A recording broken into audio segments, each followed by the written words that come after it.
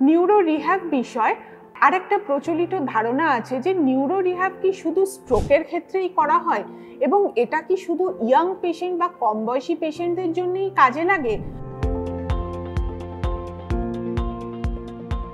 দুটো ক্ষেত্রেই না, শুধু স্ট্রোক নয়, spinal cord injury, traumatic brain injury, cerebral palsy, multiple sclerosis, Parkinson's disease, বিভিন্ন এনকেফালাইটিস বা মাইলাইটিসের সিকুয়েলি, সেগুলোও কিন্তু নিউরো রিহ্যাবিলিটেশনের মাধ্যমে চিকিৎসা করা হয়ে থাকে। আর ইয়াং পেশেন্টের জন্যেই কি এটা অ্যাপ্রোপ্রিয়েট? না, তা নয়।